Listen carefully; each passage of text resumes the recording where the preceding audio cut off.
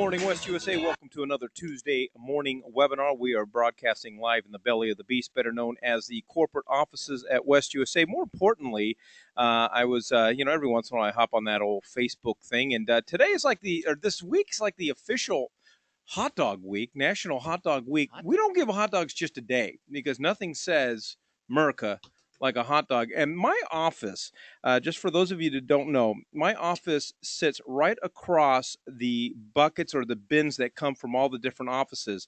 And we have something that's called a nightly run.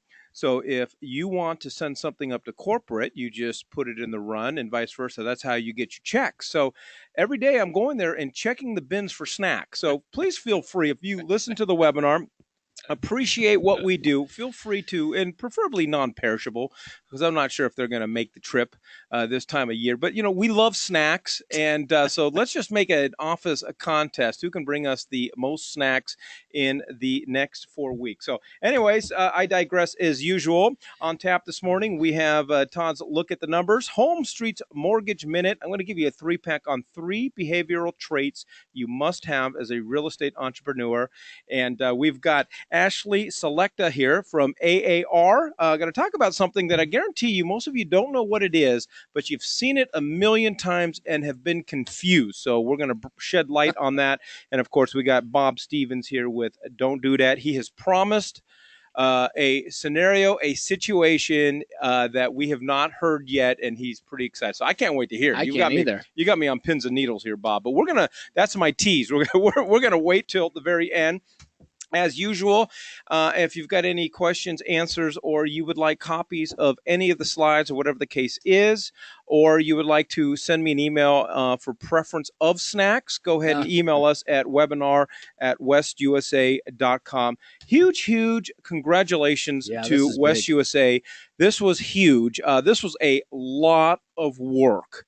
But our marketing team here, corporate team, office managers, a lot of our agents out there, Shelly Stoddard, her idea. So shout out to her.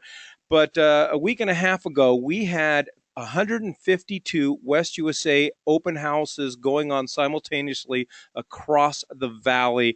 So we appreciate all of you that participated in that, making that a huge event. We got a lot of press, really a great event for not only West USA, not only for our agents, but more importantly for a lot of the buyers and sellers out there that were teamed up with some of our top-notch West USA agents. So congratulations to everybody that helped us put it together. So with that being said and done, Todd, I'm wondering if our open house extravaganza helped with the market numbers. You know what? There's a huge anomaly going across Armless right now, and it's all because of the open house weekend. No, actually, the one of the shout outs I would like to say is, Mike, I believe the statistics came in. They're still coming in because nothing's closed yet, but we are currently working over 450 sellers and buyers that came from that open house. Absolutely. That's a fact. Huge. That is a fact. That is amazing. So let's go right into the numbers and see how the valley is shaping up. 68 days on market, month supply sitting at 3.14, absorption rate at 31.83. Average list price is down to $469,022. Average sale price at $268, and our list price, not original list price to sale price, but our list price to sale price retention's at 97.53. Taking a look at inventory, active inventory is at 20,158. That just continues, Mike, to go down. We are in dire straits as it applies to inventory. In fact, I would be surprised if in the next 30 days we don't see that under 20,000. We have pending sitting at 5523 and closed units just month to date so far at 3636. Days on market, and this is always the dichotomy, if you want to call it that, between closed. Let's not use big words with me. Okay, the difference between there we go. Days on market and closed and active properties. Active is sitting at 126.1. But as you can see in the lower right-hand corner, that includes, everything from $1 million properties all the way up, where closed inventory, which still considers $1 million properties and everything all the way up, is down to 68 days. So again, we're going to talk a little bit about that. Going to the stats page, taking a look at how it is week over week or month over month. We're just not getting the new listings. The sellers are just not putting their houses on the market right now. And it isn't because of Thanksgiving and Christmas yet, but that's around the corner. It's National Hot Dog Week. It's National Hot Dog Week, and everybody's full apple pie. So So it's just one of those things that, at the end of the summer always sees this, but unfortunately our inventory is really too low, sitting at 20,158. If you slide your eyes way across, even 25,000, isn't really the number, but that would be significantly better than it is today. Looking at pending and how it works across the board. Again, end of the season, we're seeing some unique things, which is, we're seeing low pending numbers, but yet at the end of each month over the last 2 months, we're actually seeing increases in closed production. So again, that is really a unique scenario, anomalous, if you would, as far as supply and demand normally goes. Taking a look at closed inventory for the month to date, again, we're just hitting mid-month. So we're sitting at about 3,600 in comparison to 4,000 last year, same time period. So that we're down about 10%. We were down about 10% in the last week of last month and finished above. So again, we'll have to see how that floats out. But again, the big thing here is average sale price sitting at $268,000. This is down about $15,000 from last week. Again, week over week. But if you slide your eyes all the way across, we've been averaging in the 280s. Go back one. What I want to do is just kind of leave us with a couple of bits of information, some tidbits, if you would. A lot of people out there in the market right now are talking about how they think we may be going into another boom. And again, so I did some numbers and I crunched them and pre-boom numbers for July of 2006 just on the market. These didn't make it into the slide, but if you would like them, please send in to webinar at West USA. We'll get these to you. The average median price in the greater Phoenix metro area back then was $167,000. Prices at the same time as that median price was averaging 167 were hitting 273. That's $100,000 above the median price. And what that usually is an indication of is that we're in that inflationary period. The market is under significant demand, and the financing is obviously at that time was accepting no income verification, no employment verification, no bank account information. It was basically what they used to call subprime liar loans. But the affordability back then was also poor. It was horrible. So let's flash right to today. We're looking at July 2016, 10 years later. Average median price in Phoenix is sitting at only at 230.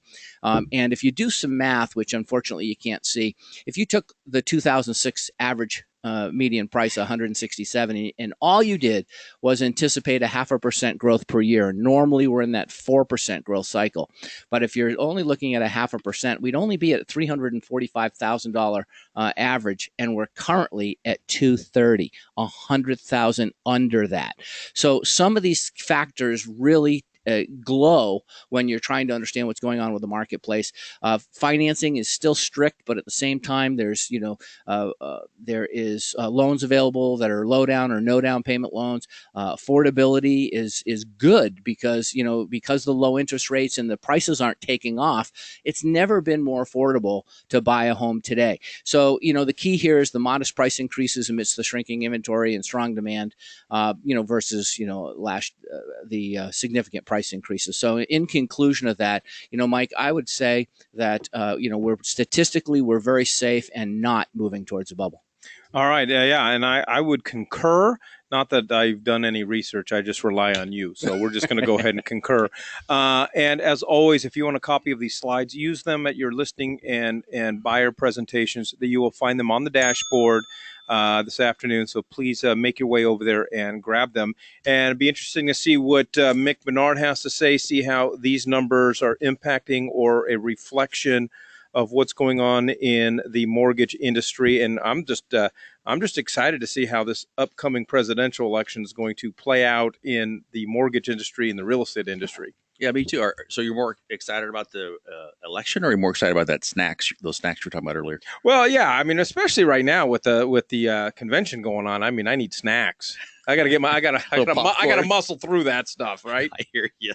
Yeah, I started my marathon last night. I guess I watched a little bit of that, but rates are really good. As you can see, these rates are definitely lower than they were last week, and you can get them even lower if you want to pay points and buy those rates lower. And so the nice thing about it is, as the market, we need more listings, but the buyers out there are definitely. It's a good time to buy. So what we wanted to talk about today really is.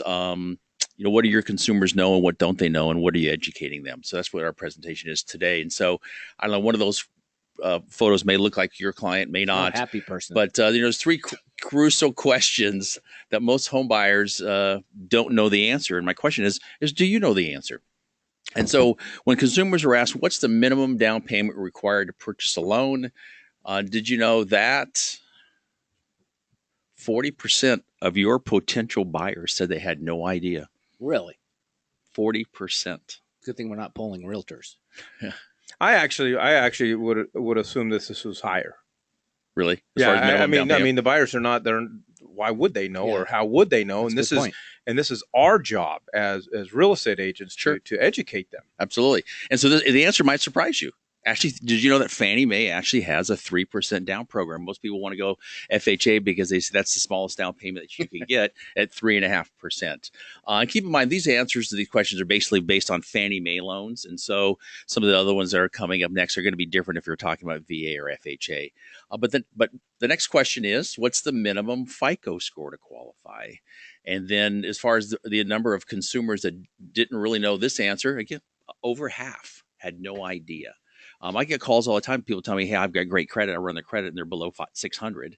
And I get people all the time that say, I've had major issues. They've had maybe one little collection account, and they're still at 700. And they slam through the system easily. So they still don't really have a perception of what is good and what isn't good. 620 is the minimum required score for a Fannie Mae loan. Again, FHA, VA, you can definitely go lower than that. But over half of your potential buyers don't have any idea. And this is before overlays, right? Correct. Yeah.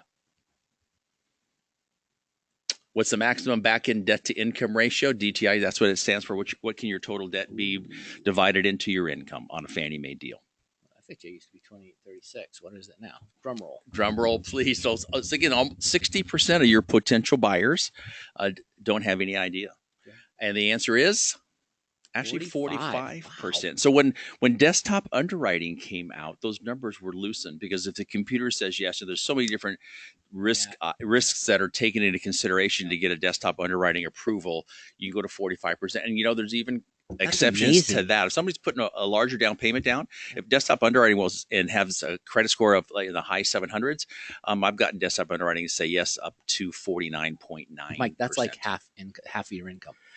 Yeah, not yours. I'm just saying half of a person's income. That's amazing. Yeah, and again, I don't have the expectations that my buyers don't know this, and I don't want them to know it because the less that they know, and the more educated that I can come off as, the more trust that I can build within the buyers. Exactly. So here, I guess what I like to try to tie this together with a little bow, and so the kind of the moral of the story is, how are you marketing to your database? How are you marketing to your people? Are you just knocking on someone's door on your farm and say, "Hey, list with me. Because here's my picture," and you're leaving them postcards behind that says how great you are, or maybe try a little education?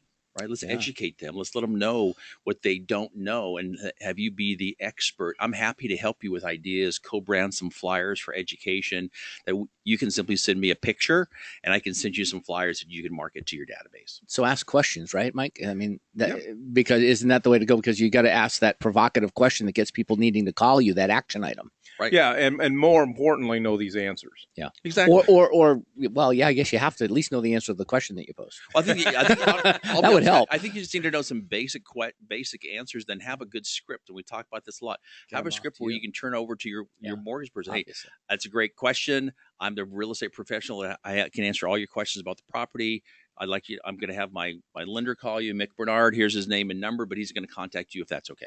And that's imperative because this is one of the things that I'm always trying to help our agents that are new to the industry understand is our consumers aren't going to call the lender. Correct. They don't. So you have to be in the habit of getting permission and informing your buyers that the lender Mick's going to call you. So expect this call because, they leave you, they get busy, whatever the case is, and they fail to do so. And it's not necessarily a lack of desire. It's just life gets in the way. Yeah. I mean, life just gets in the way. I can tell you that probably about one or less than 5% of the people that you give my number to or business card to will actually call me. I get calls all the time. Hey, Joe's going to call you. Well, guess what? Joe didn't call. And when you say get permission, I say, tell them that you have permission. Don't just ask, hey, can he call you? Say he's going to call you if that's okay, and you just kind of roll right into something else. Perfect. And then you assume that they're going to want that to happen. And then I would encourage you to text me the lead. I can tell you that if I'm driving somewhere, which is a lot of the time, you text me somebody, chances are by the time I get to my next destination, it shows up as a link in my phone, right? My smart. I just hit the link and call them. Sometimes it's within a minute, right? So I'm calling them right away to get the ball started. And that's really what we want to do, is stay on them that way. And again, you can see the Bookspan Baker difference. We talk about aggressive, proven follow-up conversion strategy. The best way to convert a lead is to call them immediately when they're in the mood to talk to you. And that's probably the best way to get that done. But we do follow up consistently. I make tons, and I shock agents all the time into how many calls I make in a week to past leads and clients to follow up with them. All right, that's the Bookspan Baker team. Mick, appreciate you stopping by as usual. Very insightful. Please visit the Bookspan Baker team. They're in many of our offices. If they don't happen to be there, call the number. We've got a special West USA hot number that goes directly to the Bookspan Baker team. Set up a time. It's very important as real estate entrepreneurs. We have to build our teams, and your lender is one of the most important parts of the team. Because if your buyer doesn't get no money, they don't get no house. Right. How you like that? Very well put. That's pretty good. Yeah. I got an MBA, pal. What do you think? I watch the NBA on TV as well. All right. So appreciate it. Bookspan Baker team, as always, doing an awesome job. Let's roll right into the 3-pack on 3 behavioral traits that you must have as a real estate entrepreneur. And that's really the term that we like to use, because as real estate agents, we are in business for ourselves. We are the CEOs of our own companies, and therefore, whether we acknowledge it or not, realize it or not, we are entrepreneurs. So the first one, and believe it or not, Todd, I see this lacking in a lot of agents, valley-wide, statewide, and even nationwide. But we have to, as agents, be hungry for success. We always joke about food because I'm always hungry, and there's a difference of when I'm full and I don't need to be eaten, as opposed to, well, like right now where I'm really starving. And when I'm starving and I'm driving down the road and I'm really hungry, it doesn't matter. I am stopping at my favorite fast food place. I will go out of my way. I will make illegal U-turns. And as trite as that sounds, in essence, as real estate agents, we need to be that hungry. The best agents are the desperate agents. The best agents have no backup plans, have no additional income. They decide, hey, I'm going to become a real estate agent. I'm going to go all out. And if I don't close a deal, I'm not getting fed. I'm not putting food on the table. I'm not able to pay the bills. Not necessarily do I recommend putting yourself in that situation, but I have agents that work with me that it's all or nothing, and they are desperate. And you know what? They are generally, and a lot of times, the top producing agents. And this also includes a thirst for knowledge, understanding, and training. I always say, imagine if a loved one was dying of a disease and you knew where to find the cure. You wouldn't stop at anything to find the cure. You would drive across town. Oh, I can't drive up to corporate. It's so far away. Well, you know what? If the cure was there, you would drive. I hear that all the time. But you have to have the do what it takes mentality. How hungry are you? Mike, this reminds me of the why, the conversation Christy McMurdy when she was dealing with the why, why we do it, why we're in business for it. But I love that line. If a family member was dying of a disease and you knew it, wow, what a big why that would be. I mean, that would be just passion written all over it. You just trudge automatically right over that.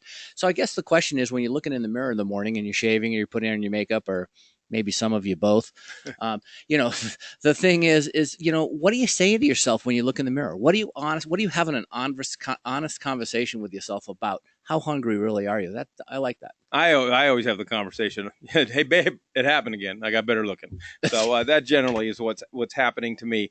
But hey, you know what? Susie's got to die of her disease because the cure's up at Cave Creek and Bell, and I can't drive that far. Yeah, wow. Yeah. All right, number 2. Have extreme focus. I interview lots of business owners, entrepreneurs, CEOs, and so forth. The question is, how many irons do you have in the fire? especially when you're new to real estate. When you're new to real estate, you don't have time to mess around with some of the other things that are happening in our industry and whatever the case is. You have to be extremely focused because a lack of focus results in fatal distractions. What I mean by fatal distractions, fatal to our business. What have you done? I always challenge my agents, journal what you've done the past week. Every time you do something, just journal it. And you're going to be amazed on how much time is wasted from a lack of focus. Focus on the activities that make you money. Wow. They call that best day exercise, actually, Mike. That one where you take a calendar of a week and it's broken into, 8 hours and maybe even half hours or 15-minute segments. And what you do is you track what you do for a week. That's all. Just track what you do for a week. And at the end of the week, go back and meet with Mike, meet with your coach and say, hey, here's what I've done. I think what happens, though, is we come to the self-realization that we realize we're wasting time. And, even if you work from home, get up, it might even help, drive around the block, go back home. Your perspective will be totally different just because you got out of the house. But I think that's a big one. What you focus on expands. And at the end of the week, reflect and say, okay, what did I accomplish this week? What were my big wins this week? And if the page is blank, you've pretty much wasted an entire week. Well, there's one more piece with that, Mike. Don't confuse action with progress. Yeah, that's All right, number 3, you must be disciplined, of course. And I don't want to belabor this, but how do you manage your time? I always say you either manage your time or your time manages you. How disciplined are you? Do you have the keep going mentality? A couple of weeks ago, I had the owner of the Caliber company. His name is Chris Loeffler on my radio show, and I always end the interviews with, if you had 60 seconds in front of the capstone class at the W.P. Carey School of Business, what one piece of advice would you give these would-be entrepreneurs? And his answer was so profound that it stuck with me. And he thought about it for a second. He just said, you just keep going. Yeah. You be disciplined. You just keep going. The longer you're at it, the longer that you're consistent, the longer that you are disciplined, the more opportunities that you will find, the more people that will begin to call you. He said, if you truly want to be successful in the real estate business, stick with it for 20 years. Yeah. Keep focused, keep disciplined, and you'll be amazed.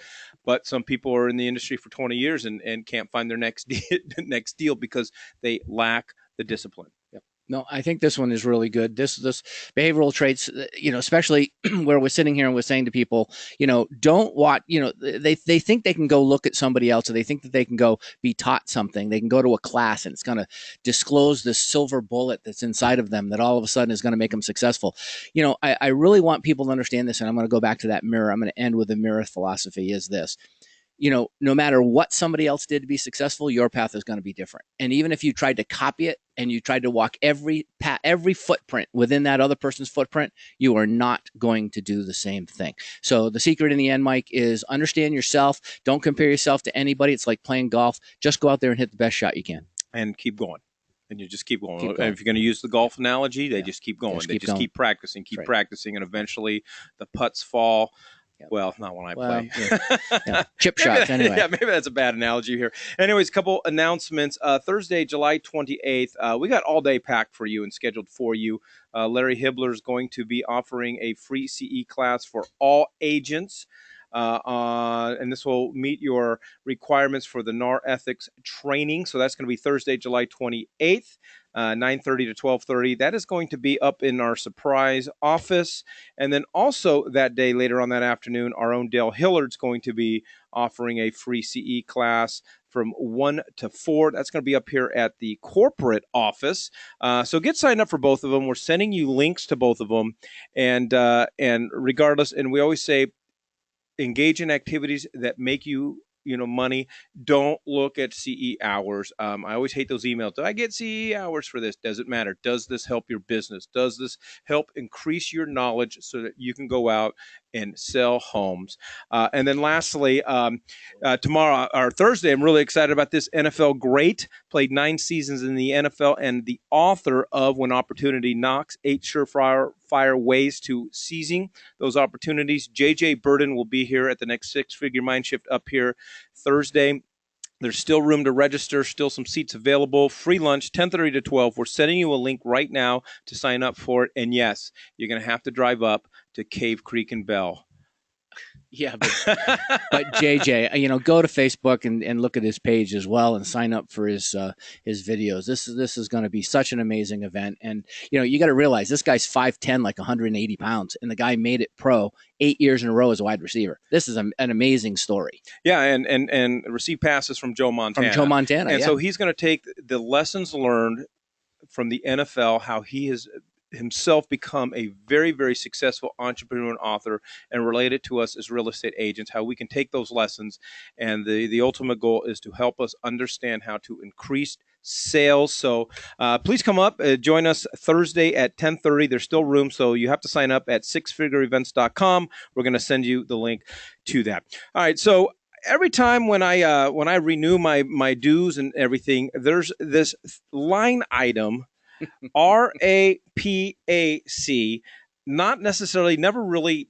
I mean, I knew what it was. I know what a PAC is. I spent too many years in political talk radio, but didn't really understand what it meant to us. And so we have Ashley Slechta with us from AAR. We're going to talk about RAPAC. We're going to talk about truly what AAR does for us, what RAPAC truly does for us. Because when we had breakfast or coffee a couple months ago, and you just started telling me stories of the things that you were accomplishing, I thought, man, this is a no-brainer. Somewhat embarrassed for the fact that I hadn't contributed, because this truly is not only representing our clients, but representing us. So give us a little brief of what RAPAC is, and let's jump right in, Ashley. Well, thank you. Thank you for having me.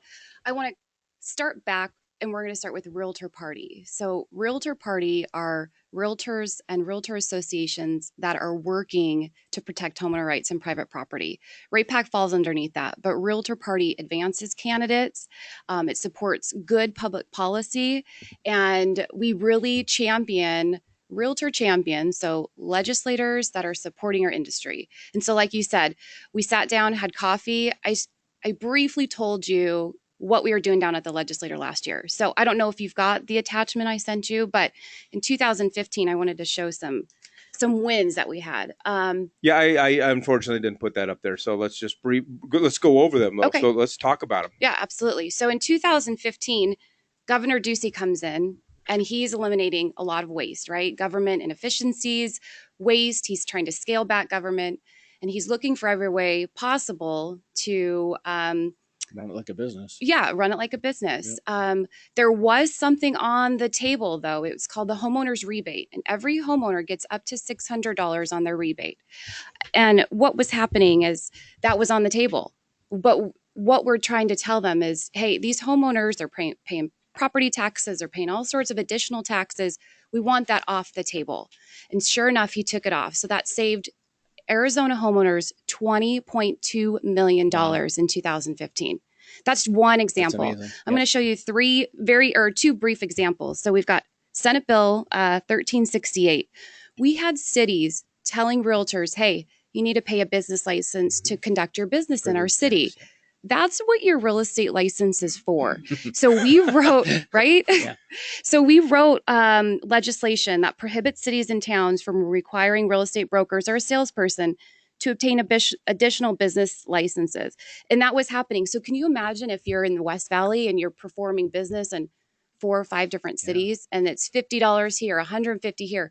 Besides the fact that it's the small amounts of money, it's the time and the effort you would have to put in to apply for a business license. And that's just the first step for them trying to come up with that, which we've also been fighting against, the service tax. And because once they get the license and they know where you are, the next thing is they're going to try to tax you. Absolutely. Absolutely. Also, Senate Bill 1342, responsibility of payment, utility services. This actually prohibits certain fees from residential services to be charged to anyone other than the person physically in the that reside in the property. So what was happening is homeowners or landlords were getting charged these fees after the renter, skipped town and didn't pay his $500 water bill. Thank you, City of Avondale. This happened to me all the time. I would have a renter move out, another renter move in, the renter's down at the City of Avondale saying, hey, I can't get the water turned on. And then I have to go down there and pay for that. It's not my responsibility to collect. Exactly. Absolutely. Yeah. And no longer can those utilities do that. So thank you, RAPAC. I mean, that's what we're doing. Not to mention we're still fighting for private on a federal level, and I don't know if that's a different slide, but on the federal level, we're still trying to protect the mortgage insurance from being eliminated as well. They want to take our interest deduction away. Right. So these are all things, home ownership, private property rights. These are all things that affect how you and I do business on a day-to-day basis. That's where we're headed with this. We start talking about bills and stuff, and I think agents start to go, oh, okay, it's time for me to hang up. It's time for me to disengage. But the point here is everything you're talking about, and then I'm going to let you go back and have the full floor. But everything you're talking about affects an agent's pocketbook. It affects the consumer's pocketbook. And this is why if you're out there in listening land right now, you need to stay in and engage with this. Yeah, because we become very frustrated with the government, whether it's local government, state government, federal government. And we get so frustrated with how they just screw with our businesses and mess with our clients and so forth. And we have no voice, but apparently we do have a voice. And RAPAC is the voice. That is our champion. Right. They represent us and represent our homeowners. So we are the largest super PAC in Arizona. Like you said, this is kind of not spoke about, but you're a part of RAPAC. And so when you come and speak to a legislator, you have 42,000 voices behind you. It's amazing when you approach a legislator and say, hey, this is what the realtors need, or this is what we're trying to fight, and they're going to listen. We've got an extremely large voice. I want to play a game really fast. Do you guys want to play? Sure. Okay. It's called Would You Rather. Have you guys? Certainly. Okay, you guys have played? If you have kids or with your guy friends? My 10-year-old, he's a good guy friend. How you doing? Your buddies. He's got a YouTube channel. Right, exactly. Yeah. Okay, so would you rather? You typically have two choices. I'm actually going to give you three. Okay, so it's a little bit nicer. Yeah. Would you rather, step away from your real estate business, go down to the Capitol, and you're going to lobby yourself? You're going to educate the legislator. You're going to let them know what you're doing. Hey, I don't want to pay for a business license in this city. I don't want to have to pay for my utilities in Avondale. Okay, so you're going to be your own lobbyist. That's awesome. Build your resume. Okay.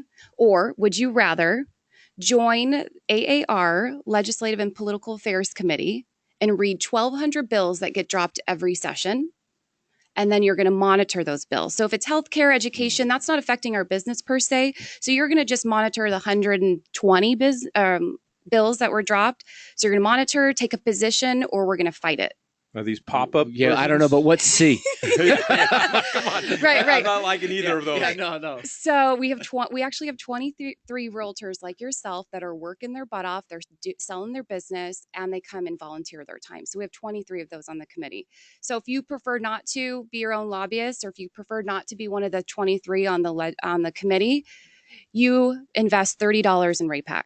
That's what we ask for every realtor in Arizona. Invest fair share, exactly. So what would you do? Would you rather? I'm opting to spend my $30. Yeah, $30. Yeah, time, talent, and treasures. I don't mind donating my time to AR. I've done it before. Been a board director, done a lot of different things with even NAR. But your money and your time, and if you're not focused on this, if this isn't your forte and you don't really like digging into those bills, because I kind of do, and so do some other people, right? Let your money do the walking. Yep, absolutely. Talking, I guess, in this example. So I want to go to the next slide just briefly. It talks about if you can go to AAR.com and go to Voice at the Capitol. It's on the left-hand side of the website. We've got this really cool calculator that shows what RAPAC has saved and what we fought on your behalf. And your client, so your homeowner. So if you own a house, we're doing twofold. You're getting it on the business side. We own homes too. Right, yeah, exactly. So it's amazing what RAPAC does, because we actually fight for your client probably more than we actually fight for the realtor themselves.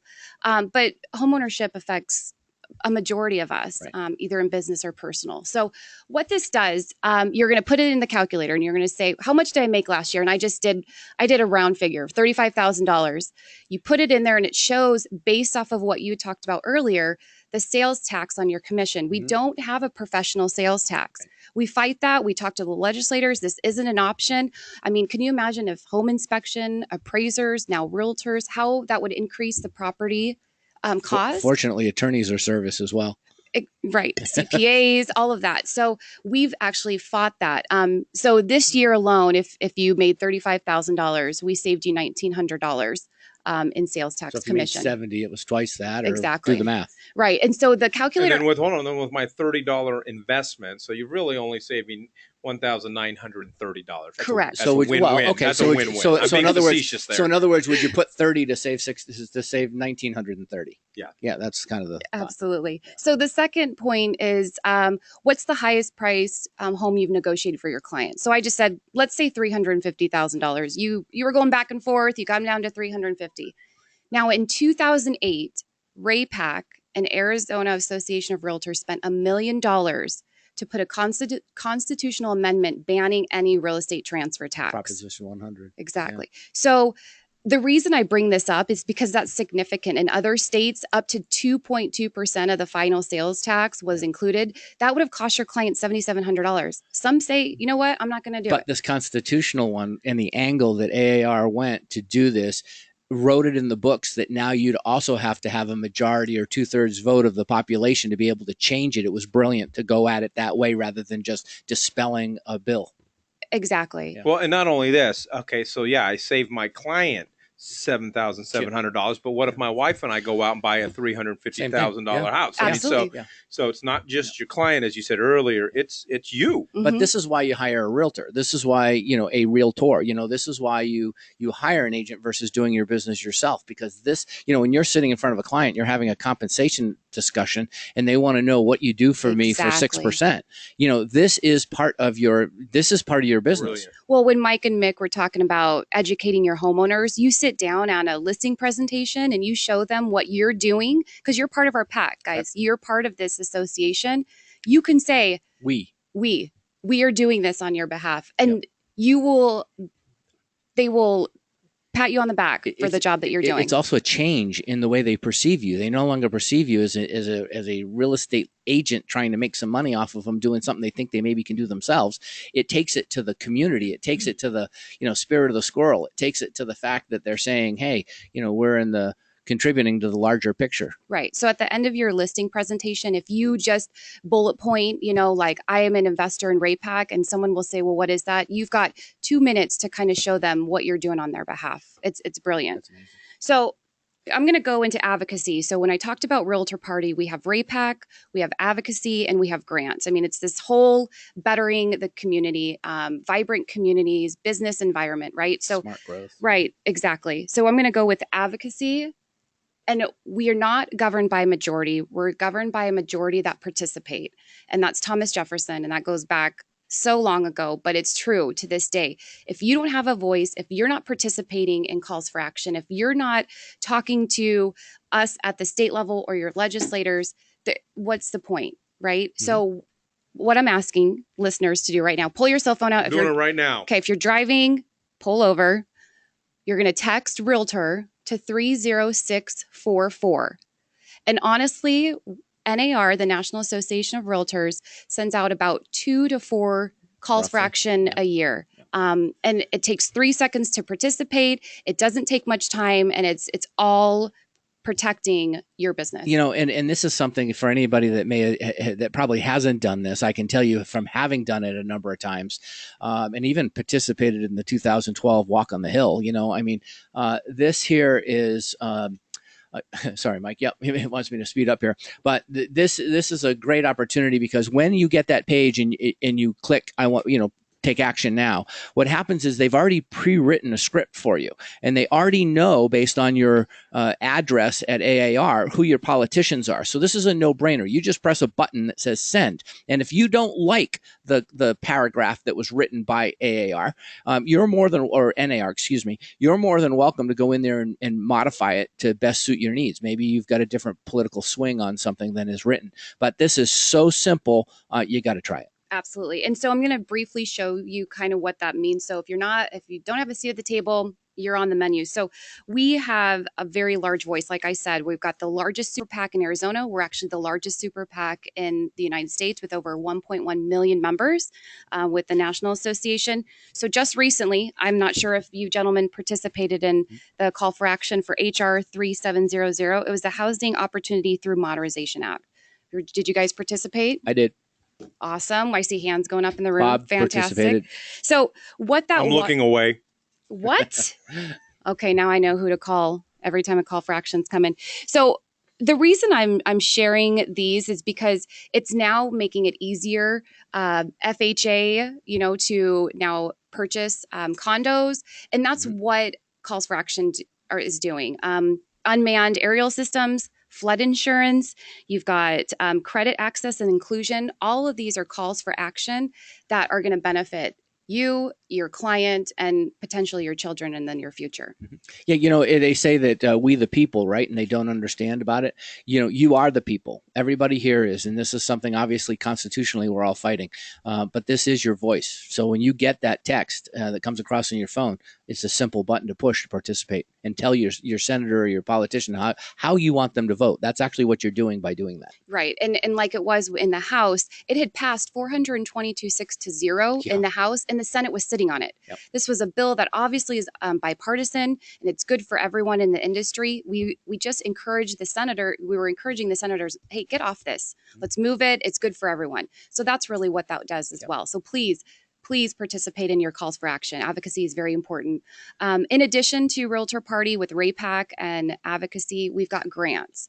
The National Association of Realtors really, we're taking pride in our community. We have placemaking, smart growth, housing diversity grants. And the reason I bring this up is a lot of realtors don't know what's going on. A lot of realtors aren't aware of the money that we actually have access to.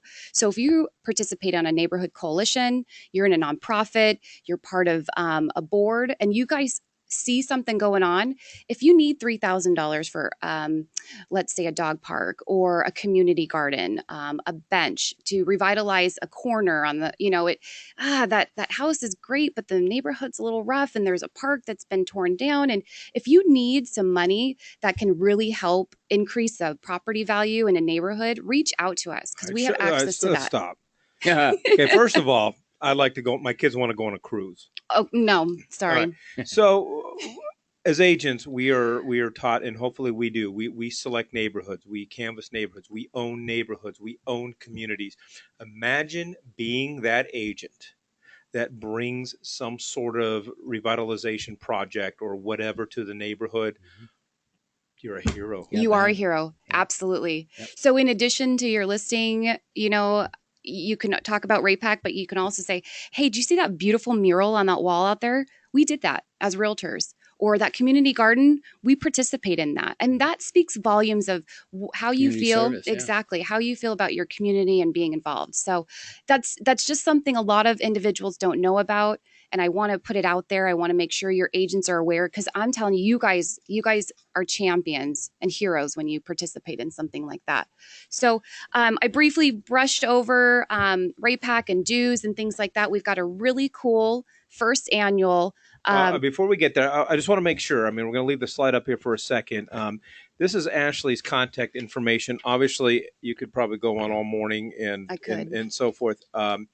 And I just want to make sure that everybody has a chance to write down your email, your phone number. If you got questions about anything, about where the money goes, especially about these grants, whatever the case is, please reach out to Ashley.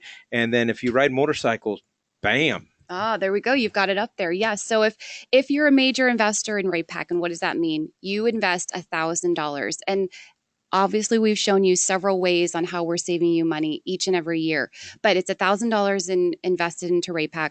We're actually doing a rally ride. So it's a 2-day event. It's a pre-party at the Scottsdale Association of Realtors. Then on the 28th and 29th, we're going to take a tour from Scottsdale to Yarnell, honor the 19 fallen firefighters. Prescott Association did a really nice memorial piece. Then we're going to have a really cool time at Blazin' M Ranch and do dinner, and it's a hoedown and all sorts of fun stuff. We're staying the night in Cottonwood, and then we're going to go from Sedona, Flagstaff, back through Pine and Strawberry. It's a beautiful ride. Pace and have lunch, and then we'll exit through Fountain Hills and Scottsdale. And the reason, if you're a major investor, this is free. It's free for you to attend. You've got food and drinks included. You've got all your entertainment, the overnight.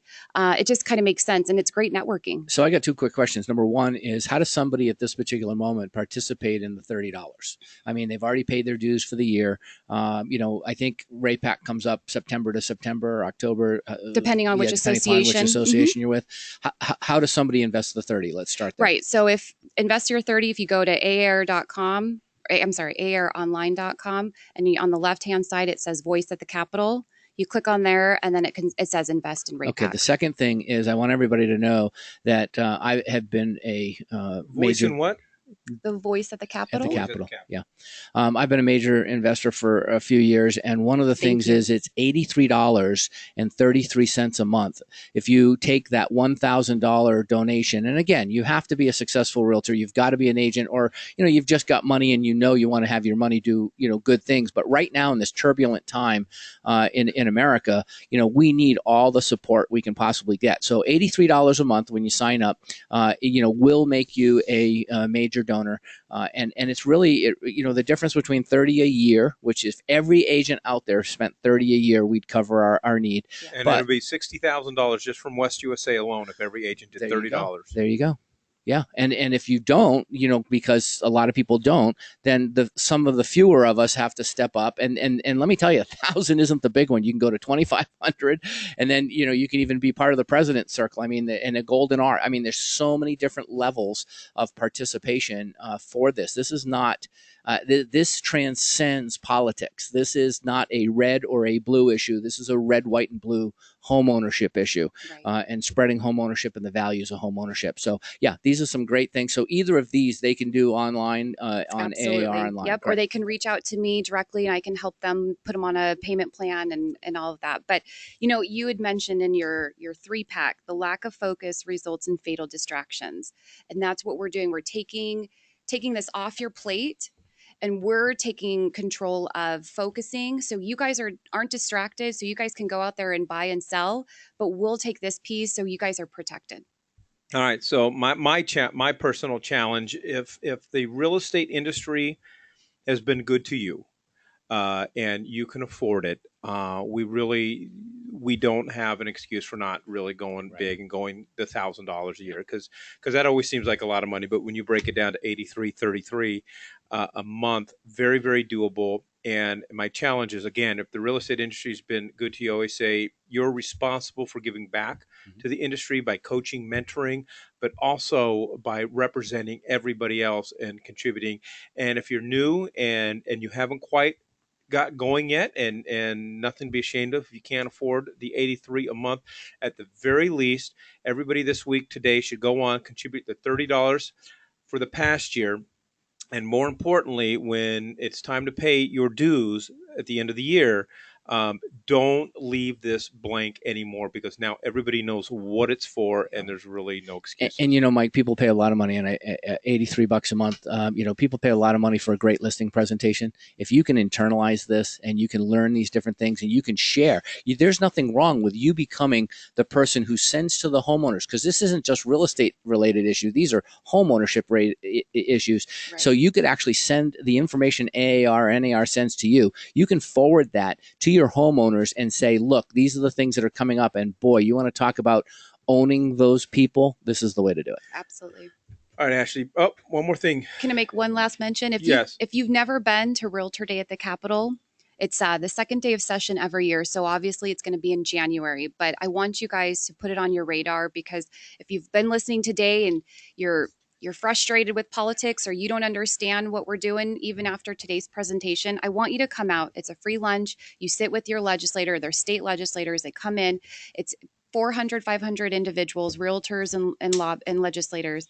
Second day of session. I'll get you guys the dates for 2017, but please do that. participate that. Yeah, and I'm not sure whether it's still the case, but I'm not allowed within 500 feet of the state capitol. So you just have to leave your Uzi in the car. Bring Mike. you a plate of food. Ashley, really appreciate the time. And Thank you. Ashley's This was awesome. on the calendar. She's going to visit all of our offices this coming up fall. So really excited about Thank it. you for that. Very insightful. Bob, what would you say to people who have not paid the $30 to Rate Pack? Well, you just heard it, didn't you? Don't do that. Were you listening? Don't do to that. this I lady? gave you the lead in. This is you. This is what you do. Don't do that. I know. I want them to do that. I want them to do That's that. awesome. I think Todd was clear about that. You want me to do this next? Yes. Am I on? You're on. Is that it? Don't do that with Bob. Donald Trump is not going to interrupt me, is he? Actually, I went to a party the night at Awatuki and sat with one of the ladies there, and she told me a strange story. I've never heard this before. And I've been around in the business for 43 years. I haven't heard this one yet. She had a deal that was supposed to close on Thursday. And I forgot what month, couple months ago, 3 months. Supposed to close on Thursday. It did not. It closed on Friday. That's generally okay. No problem. Nobody cares. It just, a day later, it closed. And as soon as everybody got moved out and moved in and all the things and went down the road there for a month or so, the buyer sued the seller. For what? For closing a day late. He says, that cost me money and I'm suing you. And here's the strange part of this. He won in a monkey court, or justice of the peace court. He won. He won $900 and some odd because he had been inconvenienced about that closing date and never served a cure notice or anything, nothing different about it. And it's too bad that the seller didn't have an expert witness to go with him and explain the contract, the AAR contract that says, no, there's no breach here unless you serve a cure notice. That didn't happen, but he won. As I say, in monkey court, $900 and some odd. I've never heard of that before. Wow. You know, I got to just chime in just for a quick second because, you know, when you call monkey court, obviously we all call it small claims court, but it's the same thing. The judge that sits behind the table is not necessarily even a member of the bar. These are people that are appointed because they have what they call a judicial mindset, and anybody really. Where can I set up for that job? Yeah, no, so you can. Anybody can. In fact, when we go to the voting polls and you start checking off names on that list, like, oh, that name sounds nice, that name sounds nice. Those are the people you're voting into that justice court, and it would behoove you to vote to leave all those blank if you don't really know who you're voting for. But yeah, under $3,500, you're absolutely right, and the experience is you have to tell them everything. You have to tell that judge how to think because in your deliberation, because if you don't, this is an example of what can happen.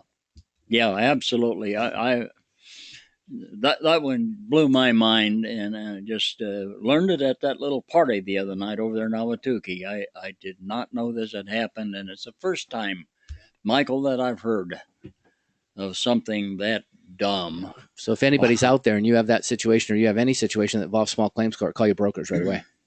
Yeah. One of the other things that I got here this past week, somebody countered an offer, and it came back to us, and it says, if your agent will cut their commission 1%, this is a done deal. You can't do that. You can't do that. You know, that's against the law and against ethics, against everything. And it's right here in the Code of Ethics. It says realtors acting as subagents shall not make the submission of an executed offer contingent on a listing broker's agreement to modify the offer of compensation. So it's right here. And I don't know how anybody would do that that's been in the business for a while, how they've could never read the code. Run that. They got to go to quadrennial. Yeah, I think so. I think so.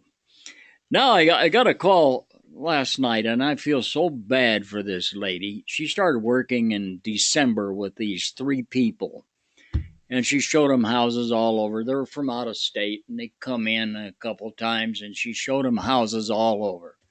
And finally, this past week, she gets a notice, we will no longer need your services. What does that mean? Quickly. They bought a house from a different agent, correct? Correct. That's what it means. Well, I said to her, I said, did you have a buyer-broker agreement? Well, no, I didn't think I would need that.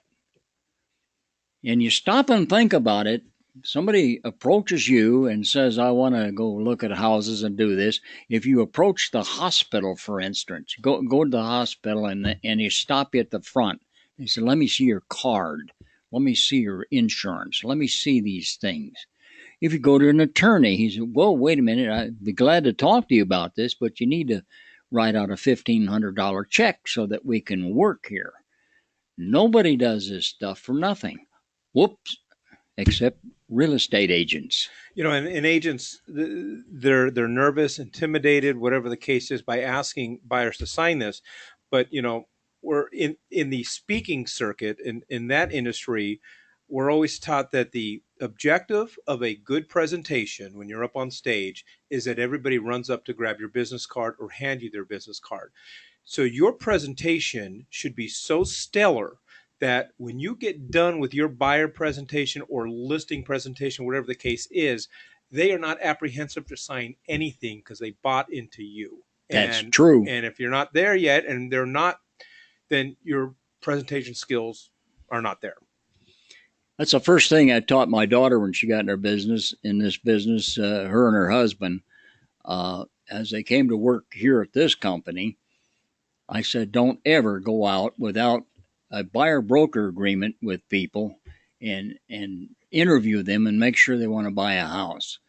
So most, well, I won't say most, but a lot of agents drive around all over with no hope of going anywhere with this. And if they get a chance to take you out of the picture and think they're going to save some money, which I have another article here. It's called Bubba's. Have you ever heard of a Bubba? Buyers who go it alone. This is from Realtor Magazine online. As a matter of fact, it was written in 2007, a long time ago. I have this stuff on my computer, Ashley. I really do. And I pull that off. And this is something you ought to talk about today, because so many people are out there going it alone, and they really need some help. They don't know that, though, but they could be taught that. It tells you how to do it here. I bet you could make a good presentation out of that. So you need to get those buyer-broker agreements signed and make sure they understand if they go to a new home subdivision and walk through it, they need to have you with them so you can sign them in. And a lot of them don't get that part, so actually the buyer-broker agreement could be written up just a tad better to mention that, and I've mentioned it to Jan Stewart and some of them. I send her paperwork every now and then down there at AAR so that she can put stuff together.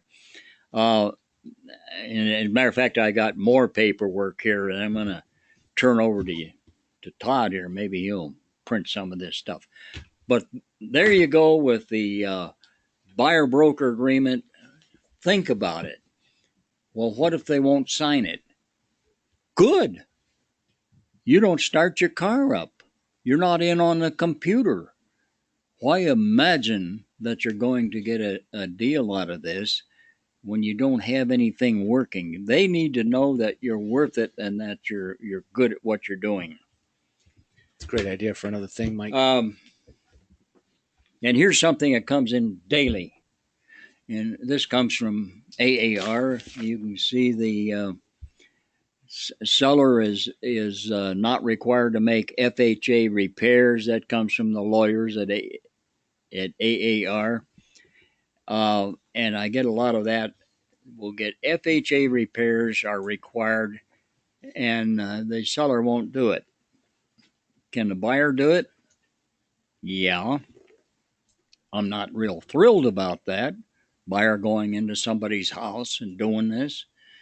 But I wrote something that might help. It's called Seller's Authorization to Buyer Regarding Repairs Prior to Close of Escrow. Now, another one of those papers I'm going to send to Jan Stewart and say we can someday get these made into zip forms.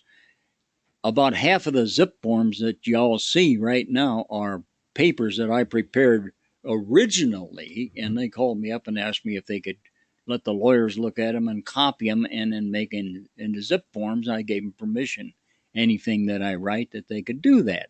You know, the cure notice, for instance, that's mine. I started it many years ago. So this authorization regarding repairs, and it talks about the utilities, you can turn them on, and you got to have adequate insurance, whatever that means, and the amount of the sales price, it even tells you there.